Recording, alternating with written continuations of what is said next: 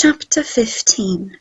Mr. Collins was not a sensible man, and the deficiency of nature had been but little assisted by education or society, the greatest part of his life having been spent under the guidance of an illiterate and miserly father, and though he belonged to one of the universities, he had merely kept the necessary terms, without forming at it any useful acquaintance.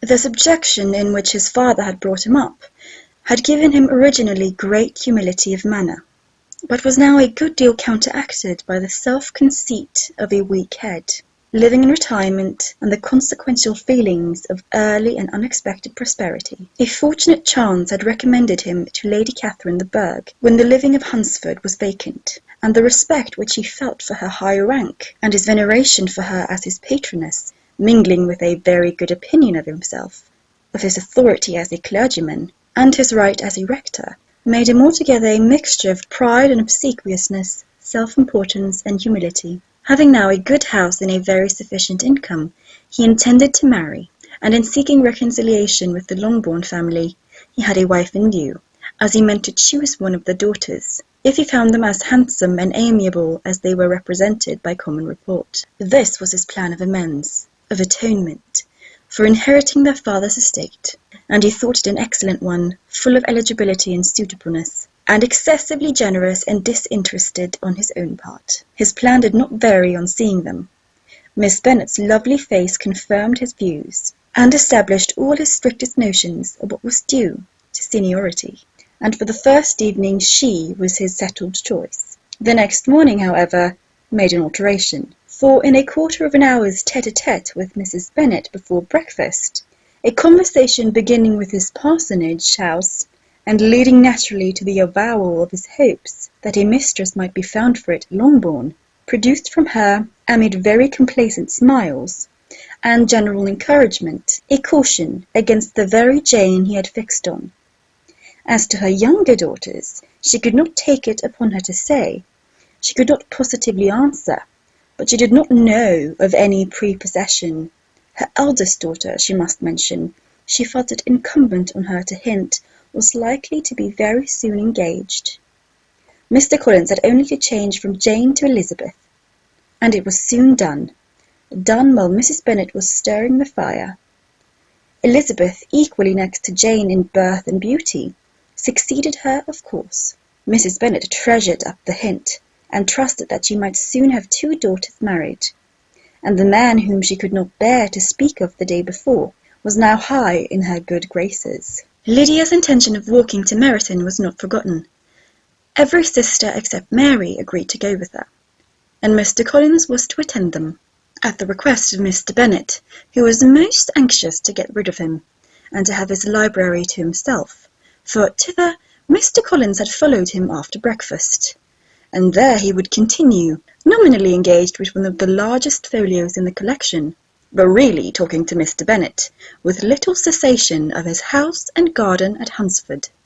Such doings discomposed Mr. Bennet exceedingly.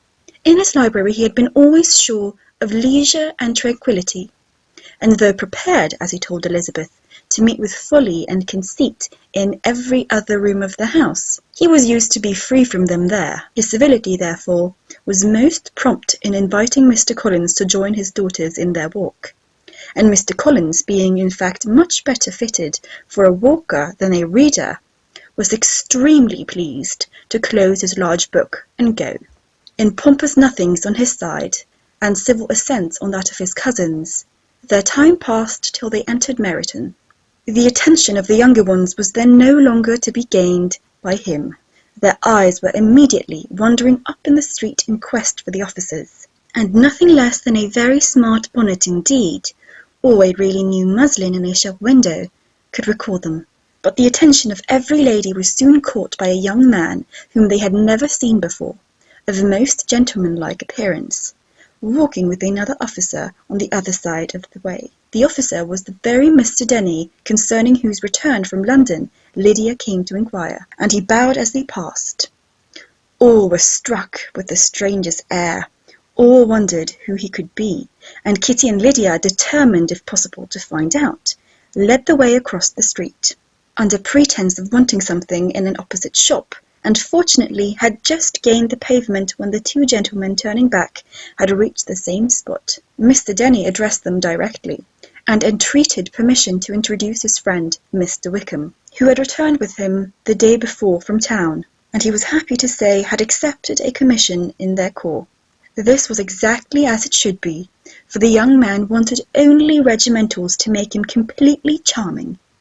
His appearance was greatly in his favour. He had all the best parts of beauty, a fine countenance, a good figure, and very pleasing address. The introduction was followed up, on his side, by a happy readiness of conversation, a readiness at the same time perfectly correct and unassuming, and the whole party was still standing and talking together very agreeably, when the sound of horses drew their notice, and Darcy and Bingley were seen riding down the street. On distinguishing the ladies of the group, the two gentlemen came directly towards them, and began the usual civilities. Bingley was the principal spokesman, and Miss Bennet was the principal object. He was then, he said, on his way to Longbourn to propose to inquire after her. Mr. Darcy corroborated it with a bow, and was beginning to determine not to fix his eyes on Elizabeth, when they were suddenly arrested by the sight of the stranger. And Elizabeth, happening to see the countenance of both as they looked at each other, was all astonishment at the effect of the meeting. Both changed colour. One looked white, the other red. Mr. Wickham, after a few moments, touched his hat, a salutation which Mr. Darcy just deigned to return. What could be the meaning of it? It was impossible to imagine. It was impossible not to long to know.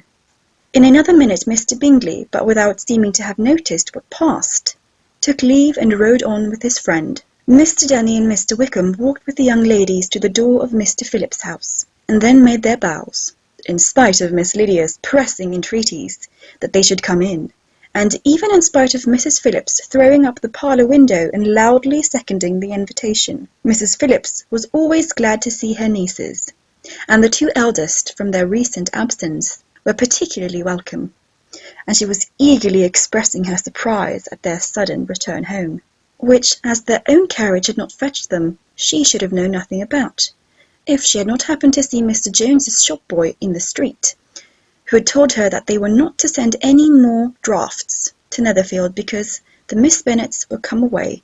When her civility was claimed towards Mr. Collins by Jane's introduction of him, she received him with her very best politeness, which he returned with as much more, apologizing for his intrusion, without any previous acquaintance with her, which he could not help flattering himself, however, might be justified by his relationship to the young ladies who introduced him to her notice.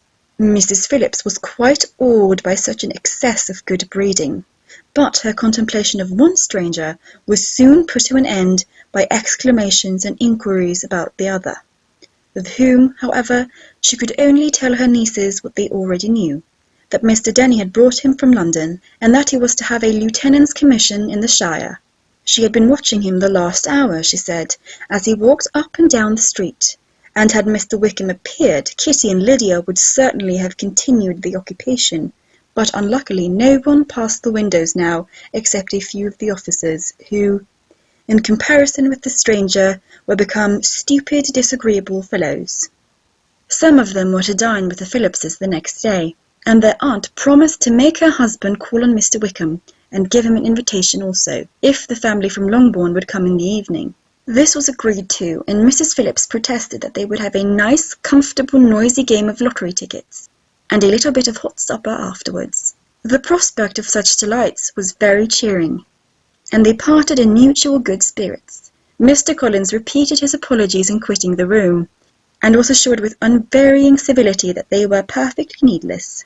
As they walked home, Elizabeth related to Jane what she had seen pass between the two gentlemen, but though Jane would have defended either or both had they appeared to be in the wrong, she could no more explain such behaviour than her sister. Mr. Collins, on his return, highly gratified Mrs. Bennet by admiring Mrs. Phillips' manners and politeness. He protested that, except Lady Catherine and her daughter, he had never seen a more elegant woman, for she had not only received him with the utmost civility, but even pointedly included him in her invitation for the next evening, although utterly unknown to her before. Something, he supposed, might be attributed to his connection with them, but yet he had never met with so much attention in the whole course of his life.